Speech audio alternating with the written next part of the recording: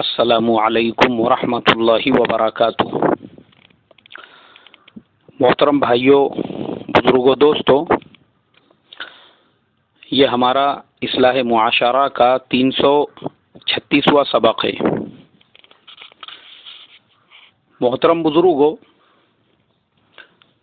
अभी मैं शायद 2-3 रोज पहले की बात है, BBC लंदन की वेबसाइट के ऊपर खबरें पढ़ रहा था। खबरें पढ़ते पढ़ते एक छोटा सा वीडियो क्लिप मैंने देखा और मैंने उसको डाउनलोड भी किया हूँ अपने मोबाइल में, जिसके अंदर उन्होंने ये दिखाया कि आज पूरी दुनिया में जैसे ऑनलाइन शॉपिंग होती है, ऑनलाइन मनी ट्रांसफ़र होता है, मनी ट्रांजैक्शंस होते हैं, ऑनलाइन बहुत सारी फैसिलिटी सहूलतें हमको मिल चुकी है, टिकट बुकिंग करने की, होटल में रूम बुक करने की। ऐसे ही ऑनलाइन बहुत सारे स्कैंडल्स चल रहे हैं और उन स्कैंडल्स में सबसे बड़ा जो स्कैंडल आजकल चल रहा है वो सेक्स रैकेट चल रहा है। और वो कैसे चल रहा है, जिसमें हमारे मुसलमान नौजवान कसरत से उसका शिकार बन रहे हैं। और पूरी दुनिया में ये जो रैकेट्स चल रहे हैं उसमें अक्सरियत अरब मुल्कों के उन नौजवानों की है। जो नौजवान शादियां ताखीर से हो रही है या वहाँ के तेल से माला माल जो मुल्क है, पैसे की कोई कमी नहीं है, या फिर वहाँ पे गए हुए वो लोग जो वहाँ पे काम धंधे के हिसाब से गए हुए हैं लेकिन सिंगल रहते हैं, अकेले रहते हैं अपने कमरे में, अपने रूम में, उनके साथ में ये ज़्यादातर स्कैंडल्स हो रहे हैं क्योंकि पैसा उनके पास में भी भरपूर होता है। ऐसे लोगों को लोग शिकार बना रहे हैं और वो किस तरीके से शिकार बनाते हैं उसका पूरा डिटेल्स उन्होंने बताया कि सबसे पहले फेसबुक के ज़रिए से या किसी और सोशल नेटवर्किंग के ज़रिए से उनके साथ में फ्रेंडशिप की जाती है, दोस्ती की जाती है। और फ्रेंडशिप और दोस्ती करने के बाद में उसको इतना आगे बढ़ाया जाता है कि अगर ये इधर से लड़का है और वो सामने से लड़की है, या इधर से ये लड़की है और वो सामने से लड़का है, तो दोनों एक दूसरे को हरामकारी के लिए, बदकारी के लिए, एक दूसरे से मुंह काला करने के लिए उकसाते रहते हैं। और फिर होता यह है कि जो वीडियो चैट होती है उसके ज़रिए से ये इधर से बरहना हो जाता है, वो उधर से बरहना होती है।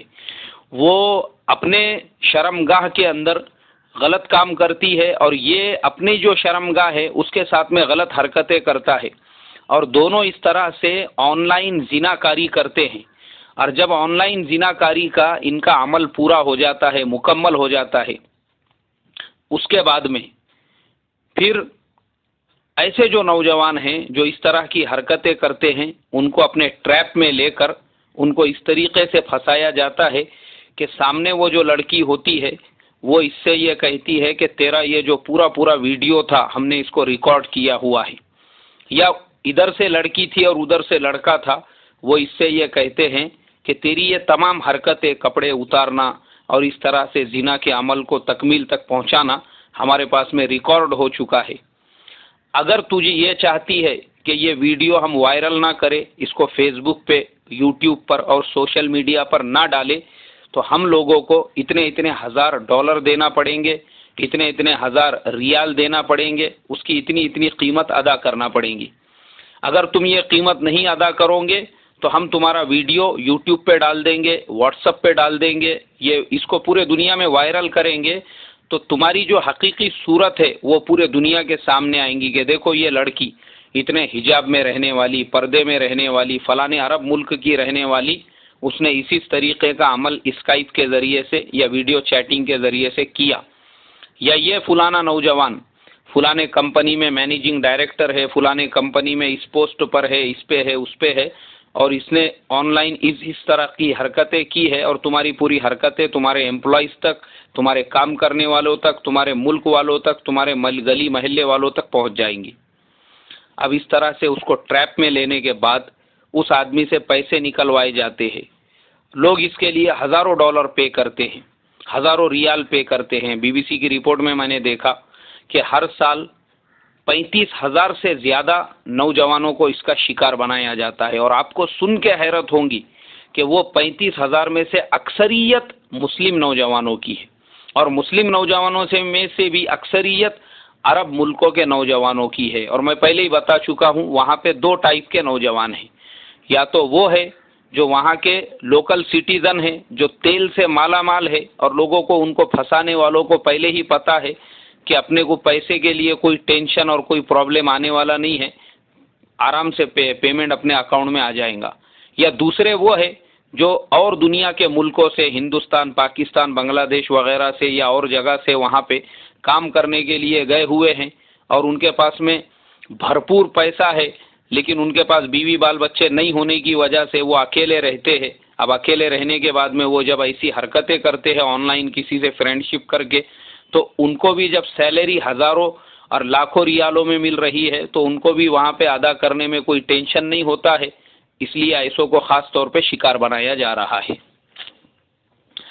मेरी हमारे तमाम नौजवानों से ये रिक्वेस्ट है, अल्लाह का बहुत बड़ा करम है, फजल है, अल्हम्दुलिल्लाह हम हिंदुस्तान के मुसलमान गरीब ज़रूर है, लेकिन अल्लाह ने हमारे नौजवानों की ये तमाम गंदगियों से, बुराइयों से हिफाजत की हुई है। मगर हमारे यहाँ पे भी कुछ चीज़ें ऐसी हो रही है जिसकी वजह से मेरे दिल को सख्त सदमा और तकलीफ़ पहुँचती है। उसकी वजह यह है, हमारी नौजवान लड़कियाँ वो बहुत जल्दी आजकल के लड़कों के झांसे में आके, चक्कर में आके उनके साथ अपनी तस्वीरें शेयर करती है, चाहे वो व्हाट्सएप के ऊपर हो, चाहे वो फेसबुक के ऊपर हो। और ये जो लड़के हैं, ये भेड़िए टाइप के लड़के, आज के जो लड़के हैं भेड़िए टाइप के, ये इतने शैतानी और इतने खतरनाक दिमाग के होते हैं। ये उन्हीं लड़कियों की, भोली वाली लड़कियों से मोहब्बत का और इश्क का इजहार करके उनकी तस्वीरें लेने वाले, उनकी तस्वीरों को व्हाट्सएप पे वायरल करते हैं, उनकी तस्वीरों को फेसबुक पे डालकर लोगों के सामने ये शो करते हैं कि देखिए ये मेरी धगड़नी है, ये आपको कैसी लग रही है, उसके बारे में नीचे कमेंट दीजिए। अब उन्होंने अपने धगड़नी की कमेंट उसके ऊपर तस्वीर डाल दी। वो लड़की इनके ऊपर भरोसा करके कि ये मेरा आशिक है, मेरा चाहने वाला है, और इसने उसके साथ में जो बातें की हुई होती है उसको इतना कॉन्फिडेंस में ले लेता है, भरोसे में ले लेता है कि वो बेचारी अपनी पूरी ज़िंदगी भर की जो जो भी मालूमात और तस्वीरें होती है वो सब इसके साथ में शेयर करती है, और उसको पता ही नहीं है कि वो इसके तस्वीरों का गलत इस्तेमाल किस तरीके से फेसबुक में ग्रुपों में कर रहा है और व्हाट्सएप के ऊपर कर रहा है, और दोस्त अहबाब के साथ और अपने सारे दोस्तों को उसने वो तस्वीर भेज दिया है जो हिजाब में रहने वाली लड़की है, जो पर्दे वाली लड़की है, जो अपने घर के चार दीवारी में रहने वाली लड़की है। तो इसके लिए मैं आज हमारे नौजवान माँ बहनों से यही रिक्वेस्ट करूँगा कि खुदा के वास्ते अपनी इज़्ज़त अपने हाथ में है, अपने इज़्ज़त की हिफाजत अपने हाथ में है, हम अपने इज़्ज़त की हिफाजत अपने हाथ में रखें और किसी पे भी भरोसा करके उसके साथ में अपनी तस्वीरों को इस तरह से शेयर ना करें, किसी को भी अपनी तस्वीर ना भेजे, किसी को भी अपनी तस्वीर ना सेंड करें। और इसी तरीके से व्हाट्सएप का या फेसबुक का जो प्रोफाइल होता है उसके ऊपर भी अपनी ओरिजिनल तस्वीर ना रखे, वरना बहुत सारे लोग उन तस्वीरों को भी डाउनलोड करके उनका भी गलत इस्तेमाल कर रहे हैं। बहुत सारी ऐसी वेबसाइट्स है जिनके ऊपर ये तस्वीरें बाज़ाब्ता बेची जाती है। तो इसके लिए मेरी ये जिम्मेदारी बनती है कि मैं हमारे नौजवान नस्ल को मुतनब्बह करूं। तो मैं आप तमाम लोगों को यही पैगाम देना चाहता हूं कि ऑनलाइन रैकेट से अपने आप की हिफाजत करो, और माँ बाप से ये रिक्वेस्ट करूँगा कि अल्लाह के वास्ते अपने बच्चों की जल्द से जल्द शादियाँ करके दे दो। ये आजकल के नौजवान जो गलत हरकतों में, बुरी हरकतों का शिकार बन रहे हैं, मुझे हफ्ते में कम से कम एक तो भी नौजवान का ऐसा मैसेज आता है कि मौलाना मैं स्टूडेंट हूँ, या मैं फलाने कॉलेज में पढ़ता हूँ, या मैं अपने माँ बाप से, अपने पेरेंट्स से दूर रहता हूँ, फलाने शहर के अंदर हूँ और मैं वहाँ पे गलत आदतों का शिकार बन चुका हूँ।